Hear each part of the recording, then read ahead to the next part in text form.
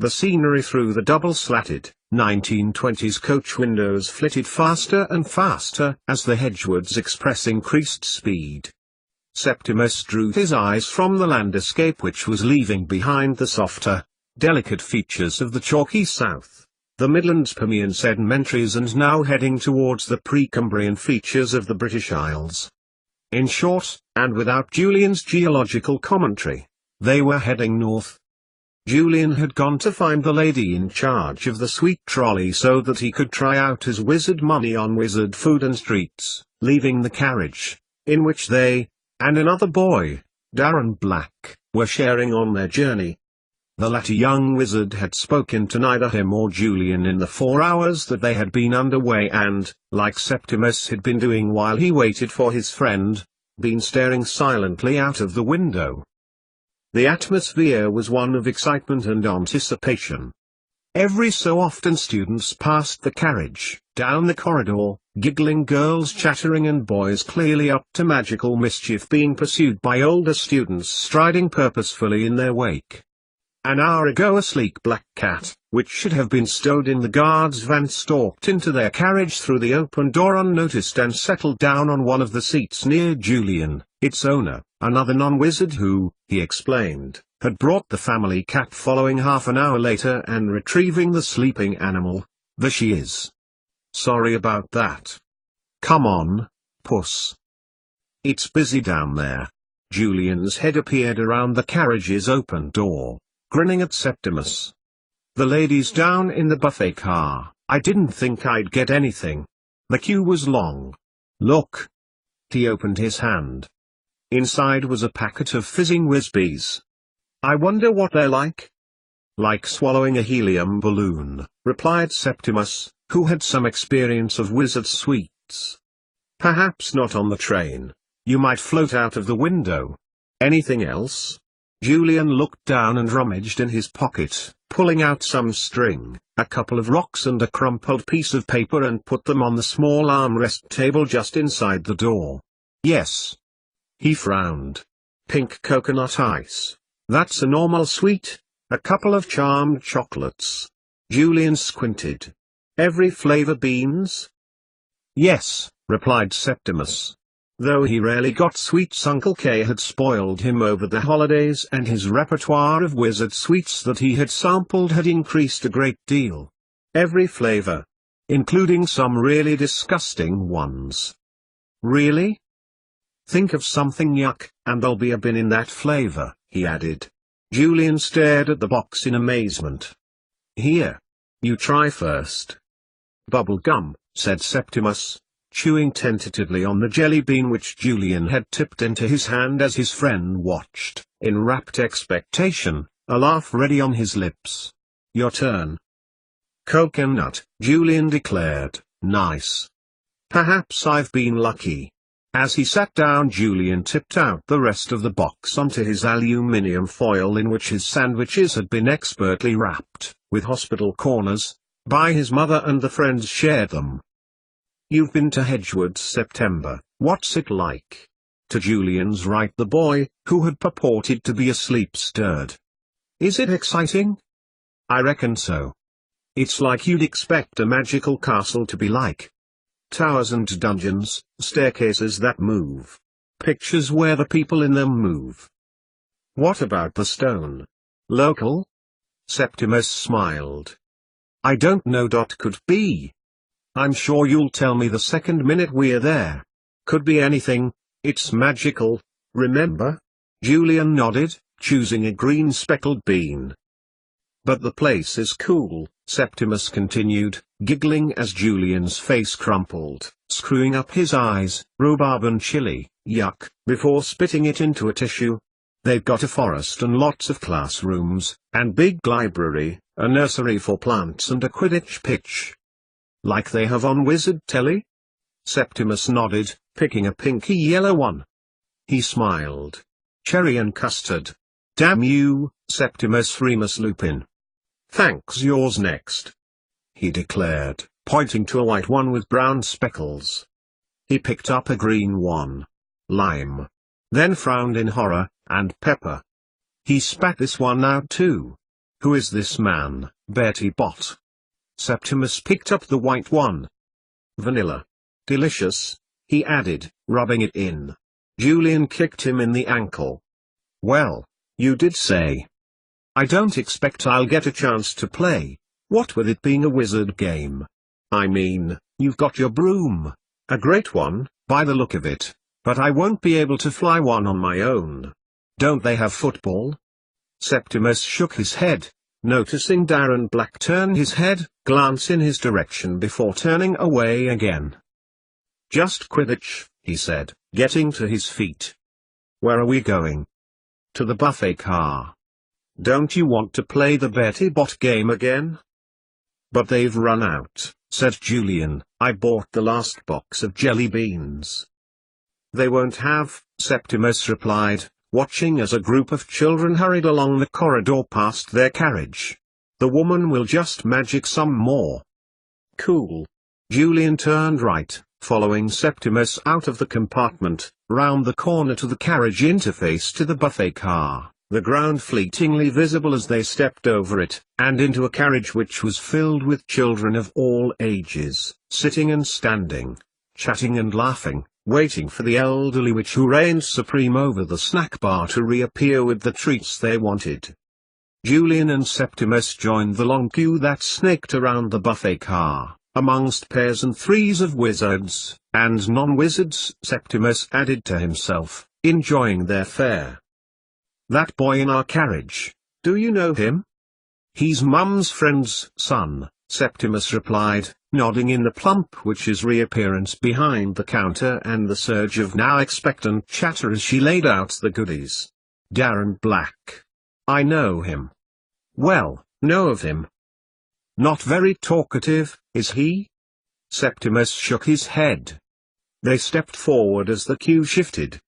To one side Septimus saw Sam Potter, on his way with a tall, willowy girl with long white hair down to her legs walking with him.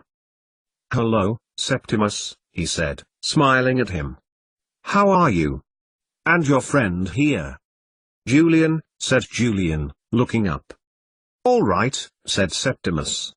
Just getting some sweets. It won't be long now till we get there, Sam replied. Don't spoil your appetite though, the feast we'll have when we get there's worth the wait. As they continued on, Julian turned to Septimus. You know him, then? Yes, he's a sixth year. He's a prefect, Julian replied, or at least, I think so.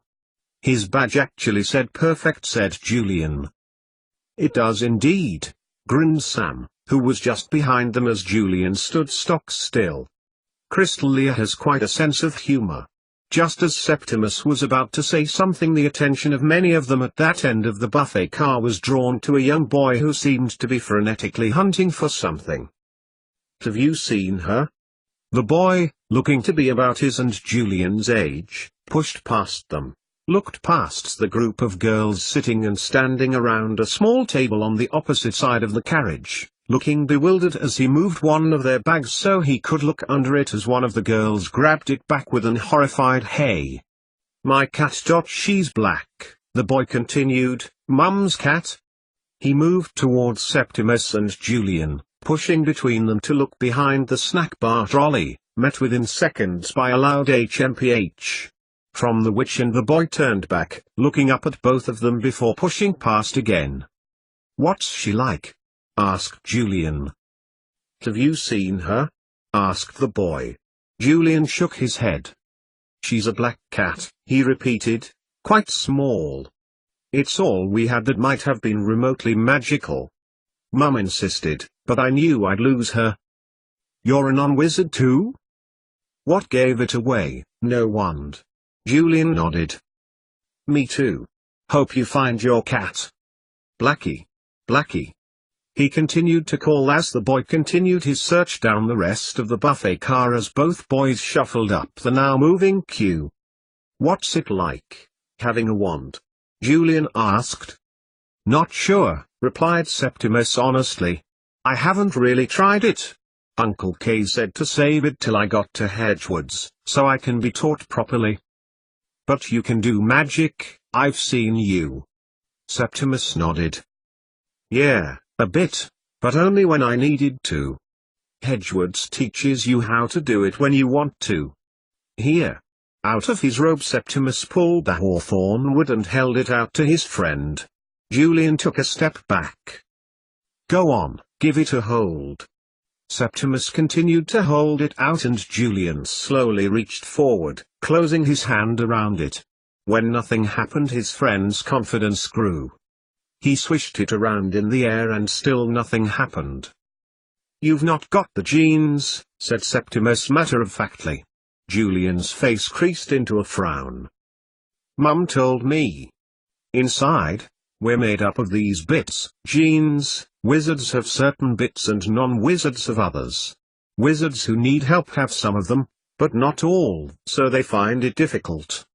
Julian stared at the wand again before holding it high and saying loudly abracadabra. Whole carriage erupted in laughter. Julian bowed, grinning. Septimus grinned too and took back the wand when Julian held it towards him. She's selling wands, by the look of it, Julian said, craning his neck towards the sweet trolley. Licorice, said Septimus as Julian watched amazed as a girl 10 people ahead of them bought one and bit off the end. Just then, the chatter and hubbub came at an abrupt halt, as if the mute button had been pressed on a remote control, as a boy began to shout at a much younger boy to their right. How dare you? Give it back to her. He was standing over the boy, who was trembling, the presumably borrowed wand in his hand shaking as he held it out to the equally scared girl. The older boy wheeled round to her. Don't ever give your wand to anyone, understand me, especially not a non-wizard. He said the words as if they were poison on his tongue and loomed over the terrified boy menacingly. Septimus watched as Sam, within seconds and seemingly out of nowhere, appeared by the boy's side. Bluewit? Anything the matter? Fraser Bluewit turned his steely gaze to Sam, eyeing him up and down, glancing momentarily at his prefect's badge before giving him a look of contempt. This boy here. Taking my sister's wand. I let him borrow it. He didn't do anything with it, Fraser, stammered the girl, her voice quiet but pleading, her eyes big. She looked beseechingly at her brother before turning her gaze to Sam. Sam looked down at her, into her hazel eyes that shimmered with tears, before smiling warmly. Nothing happened because Sam glanced at the boy. What's your name? Gordon S.S. Springs, sir, replied the boy, his face pale. Sam looked at the girl. Because Gordon Springs can't do magic, Arella, so there's no harm done, is there? He looked back at the older boy and nodded as if that settled the matter. Fraser Bluewit snorted before stalking off in the opposite direction, his sister in tow, protesting all the way. Blimey, some people take things seriously, eh? Said Julian as sound returned from its temporary absence to the carriage and shuffled up the line. Some wizards are like that, said Septimus, eyeing up the eye-popping candy, but not all of them. Lots of them are nice to non-wizards. You'll see. Hello. A voice behind them, soft and thin, reached Septimus's ears. He turned around to find a boy of their age hovering around. His pale skin and shoulder-length wavy dark hair seemed familiar, but before Septimus could continue trying to figure it out he added, "You're Septimus Lupin, aren't you?" Septimus nodded as Julian grinned. "And I'm Julian. Julian Scott." The dark-haired, pale-faced boy looked at him, expressionless, before looking back at Septimus. "My mum and dad work at the ministry with your uncle." "Oh," said Septimus, nodding neutrally, wondering what this strange boy was talking about, and he nudged Julian in the ribs behind him as he heard him stifle a giggle. "I'm Rufus Lestrange," continued the boy. "Rufus T. Lestrange," he added, emphasizing the initial. "My mum are Bellatrix and Rodolphus Lestrange," he added. "Uncle K's never mentioned them," Septimus replied, nudging Julian harder, before hissing, "Stop it." "But he doesn't talk much about his work," he added to Rufus. "What music do you like?" They're zombie heads. Green Knight? I've got loads of tracks on my portable. He held up a triangle with a glowing sphere above, wires attached, like a non-wizard MP3 player to earphones. Not like this, said Julian, holding up his iPod. Thousands of tracks on here. I didn't know you could keep music on a pensieve, said Septimus, intrigued, ignoring Julian, who was on a one-man wind-up mission. Actually, now he glanced around the buffet car, there were a lot of people with pensieves, people sending messages to one another even though they were sitting next to the person, pointless, projecting pictures onto the carriage walls and floor, and, now he looked, people using and sharing earphones. Oh yes, you can fit lots of songs on. What about the Mightily Blue Megastar miles off the main sequence? I've got their latest album already. Mum, he added, winking in a way that he himself clearly thought was surreptitious. Sorry, don't know much about music, said Septimus, wizard or non-wizard, he added, looking back at Julian. His friend wasn't much one for music either, but he was one for japes. Me either, confirmed Julian, pushing the iPod back into his pocket.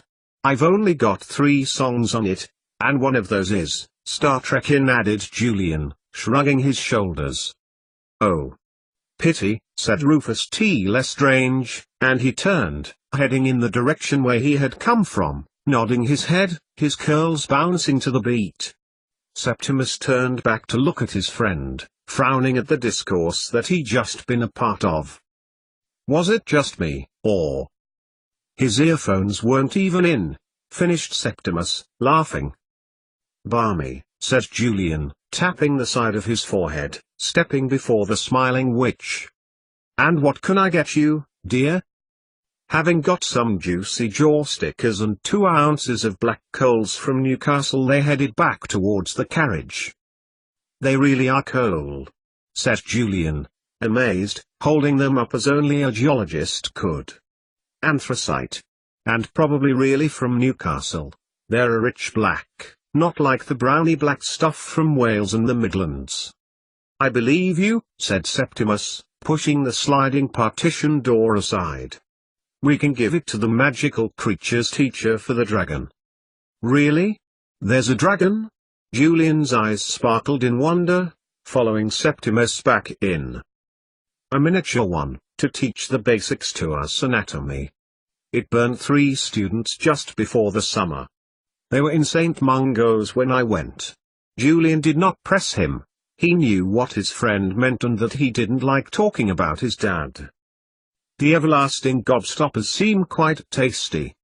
Septimus raised his eyebrow as he sat down. You have to look on the side. Is there a date? Julian popped it out of his mouth and it dropped stickily into his hand. Yes, 1844. That's when it was made. Recycling, you see. Yeesh. Julian spat it into a tissue and threw it into his pocket in disgust. As he was about to sit down too, there was a warning hiss from beneath. Julian looked down. A black cat opened one shoe button eye and glared at him. But it's my seat, said Julian, protested, making to push off the cat, but it glared at him again before dropping its head into its paws. Julian shook his head, glancing at Daron, who appeared to have gone to sleep, before sitting next to the sleeping wizard. Do you think that's the cat the other boy was looking for? His family's cat? Septimus shrugged. Dunno. Might be. Looks comfortable though. Doesn't look particularly magical, said Julian, putting his feet up between the cat and Septimus. Not many magical creatures do, especially not cats. Their magic is, well, what just happened? She made you move for her. It's all in the mind. Typical, said Julian, shuffling to get a comfortable spot. Our cat's just the same. It's what they say, dogs have owners, cats have staff. Ha ha. Laughed Septimus, offering Julian a sherbet lemon and wondering if he should offer one to Darren, or at least wake him up. Just then the boy who had been looking for his cat walked past, pushing past some girls carrying food, looking flustered. "Oi," they protested, "watch it." Julian got to his feet and bounded over to the compartment door. "Hey, is this your cat?" he shouted down the corridor. The boy turned back and headed back. "Blackie." He pushed past Julian, an expression of relief and joy in his face. "I'm so glad to see you." Scooping the cat up in the crook of his arm, he glanced between Septimus and Julian momentarily. "Thanks," he said. "I don't know what I would have done if I'd lost her." "Right, are you up for a game of top trumps?" asked Septimus, stowing away the rest of the sweets. "I don't think I could eat the feast if I have many more." Julian put his away too, taking care to fold up his couple of coals to add to his rocks collection that his mother had refused to let him bring with him. "What's wizard food like?" "It's mostly normal really, but arrives quickly and can be refilled. Elf magic's at work at Hedgewoods, so Mum says. She also says that she feels very sorry for the elves and you should treat them with respect for all the work they do. That's if it's the same as in the summer." "What do you mean?" "There's been some changes because of non-wizards coming. But most will be the same, so said Uncle K. But, if it's the same, when we get there we go on boats across the Black Lake and arrive in the dungeons." "Cool." Julian got out his Premier League football top trumps and began to shuffle them. "That's just the first year's. Dad told me." He took the cards that Julian was holding out to him, shaking his head. "Nanny. A good one, but he knew from shuffling through the pack that Julian must have Eric Cantona.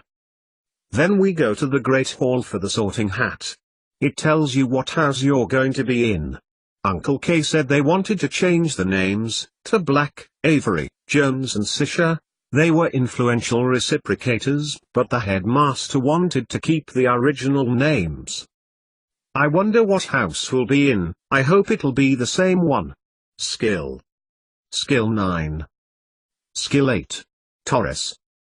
Nanny. Thanks, said Septimus, taking both the cards and putting them face down on the seat next to him. I wonder what it'll be like when we get there. We can't do magic, added Julian, a little despondency in his voice. You can still do lots of things. You can still learn about magic. And there's magical creatures, herbology, astronomy. Wizard chess. Diopoly. And you can ride on my lightning shot, just as soon as I learn how to myself. And those pensives that everyone seems to have, said Julian. Not that I want one, or could afford it. Mum might be able to check up on me. Besides, I really do only have 3 tracks on my iPod. Look, said Septimus, putting down his cards. It'll be cool. You'll be learning proper lessons. All of the wizard lessons are also non-wizard lessons too. Uncle K said they had to offer the same as normal state schools, else they couldn't take non-wizards. Julian nodded and looked back to his cards. Septimus picked up his 2. Okay, he said, reading the card categories. Strategy. 6. 4, replied Septimus, holding out his gigs. Who do you have? Ronaldo? Ronaldo? That seems low for Ronaldo. As the boys played trumps, then pored over the Weasley Wizard Wheezes catalogue that Julian had picked up from Diagon Alley when his mother refused to buy him anything from the shop, she knew her son, giggling over potential practical jokes. The land escape galloped past as they headed north. 88,888,888. Albus Dumbledore moved his queen from her position next to the rook diagonally so it faced the White King. She withdrew the double swords from her back scabbards and held them stonily. Things are falling into position, he said, looking across at Gellert Grindelwald. Grindelwald shifted, staring at the board in front of him. The knight to his king's left whinnied, clearly it thought it had a contribution to make. His hand hovered over it momentarily. Indeed. As are the people we need. He looked at his lover, who appeared to be as intent as he was appearing to be with their chess match. And of the objects, Albus? What progress? Dumbledore broke away from his strategic thinking and looked at Grindelwald. Care is needed. There is a need to be careful. A precarious situation, as you know. Careful? Or afraid? Around them, in the otherwise clear blue sky, thunder rolled and hail immediately fell from the sky. Not afraid? You need to understand the delicacy of the situation, Gellert. You are the master of all you survey. You have the people you need and are apt at puppeteering. The person you need under your very hand. And that idiot of a minister back in Britain has organized that for us very neatly. Dumbledore shifted, watching his queen fold her swords in front of her, the chess equivalent of tapping her foot. It is down to your hard work, conceded Grindelwald. You are too impatient, my love. All will work itself out, before the year is out. The year. Before. Grindelwald hovered his hand over the knight again. The horse's rider tried to reach up to pull on one of his fingers, but it was in vain. I've to visit the Ross trap several more times since then. Your ruthless streak never ceases to amaze me. You're too subtle, you're not the when your plans come to fruition. Tensions were rising, not least between black and white chessmen, who were eyeballing each other with menace. Yes, you see them through. Henrietta Edwards is beginning to be missed. It was predictable. She had to be eliminated. Grindelwald banged his hand next to the board, causing some of the pieces to bounce a little in the air. The Black King was about to turn round in anger, but then thought better of it. Walpurgis Night is so far away. Why could we not do it at Halloween? Because the third piece we need will not be ready. You are seriously saying that all could not be in place by the end of next month? I am, thought Dumbledore, appearing to calculate Grindelwald's next move. Trust the wizard. He has not failed us in the last dozen years. He won't now.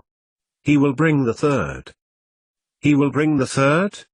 We haven't the other two. Trust, Gellert. That's what I rely on. Trust and blackmail. He has his agent in the ministry. And when the witches burn, the greatest weapon of all time will be ours.